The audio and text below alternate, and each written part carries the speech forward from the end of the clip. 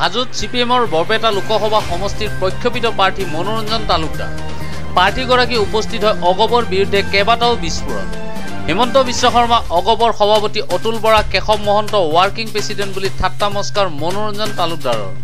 পিছত অহা বহুত নাগৰিক আমাৰ ৰাজ্যখনত আছে, তেওঁলোকক যদি আজি নাগৰিকত্ব দি দিয়া যায় তেতিয়াহ'লে আমাৰ কাৰণে যথেষ্ট সমস্যাৰ সৃষ্টি হ'ব। আমাৰ ভাষাও আজি সংখ্যালঘুত পৰিণত হ'ব। আপোনালোকে নিশ্চয় জানে হোমেন বৰগোহাঁই স্পষ্টভাৱে কৈছিলে এই আইনখন বাধা দিব নোৱাৰিলে আমাৰ ভাষা বিপন্ন। নীলমণি ফুকনে কৈছিল যে মোৰ আইন মুখৰ মাত কাঢ়ি নিব ওলাইছে। এনেধৰণে সকলোৱে কাৰ বিৰুদ্ধে আমি যেতিয়া কৰিছোঁ, অগপ দলে পাৰ্লামেণ্টত বীৰেন বৈশ্যই বিৰাট কাৰ বিৰুদ্ধে বক্তৃতা দিলে, শেষত কাৰ সপক্ষে ভোটটো দিলে।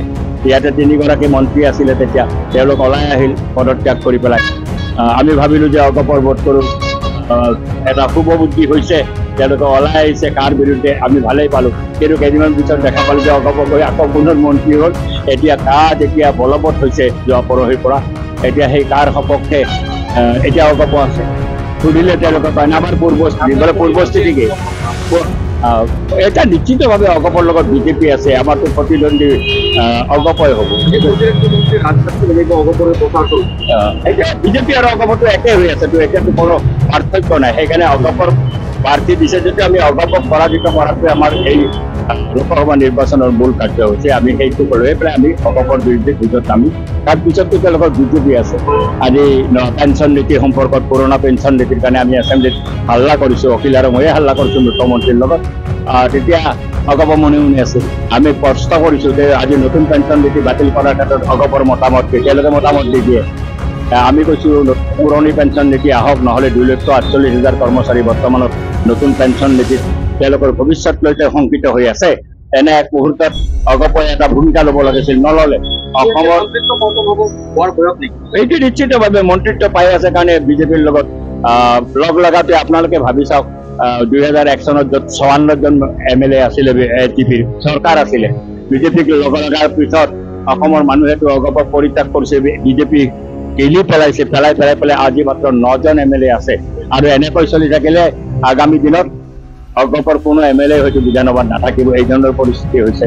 এতিয়া ফণীভূষণ চৌধুৰীয়ে বিৰাট বিৰোধিতা কৰিলে, কান্দা কাটা কৰিলে, প্ৰাৰ্থী নহওঁ।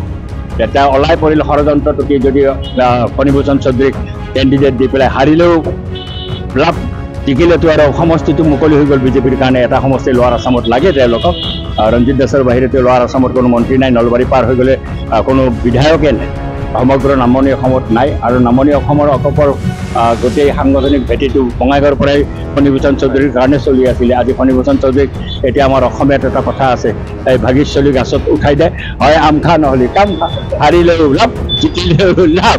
আজি এই পৰ্যায়ত আনকি আপোনালোকে আচৰিত হ'ব, অগপ দলৰ প্ৰাৰ্থী ঠিক কৰিছে হেমন্ত বিশ্ব শৰ্মাই। আপোনালোকে জানে তেওঁলোকে প্ৰথমতে 5টা চিট খেলিম বুলি ক'লে, পাছত 3টা চিট খেলিব।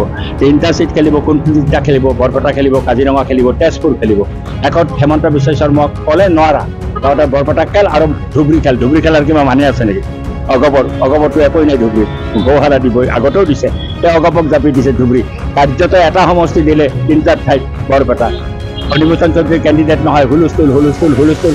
হেমন্ত বিশ্ব শৰ্মাই মাতি নি পেলাই কৈছে বোলে উঠিব লাগিব, ধমক মাৰি দিছে, নহ'লে নহ'ব। আৰু সুৰ কৰি এতিয়া ফণীভূষণ চৌধুৰী কেণ্ডিডেট দিছে। তেওঁলোকৰ কেণ্ডিডেট ঠিক কৰিছে হেমন্ত বিশ্ব শৰ্মাই। মই সেইকাৰণে কৈছোঁ যে অগপৰ দলটোৰ আজিকালি সভাপতি হৈছে হেমন্ত বিশ্ব শৰ্মা, আৰু অতুল বৰা আৰু কেশৱ মহন্ত হৈছে ৱৰ্কিং প্ৰেছিডেণ্ট।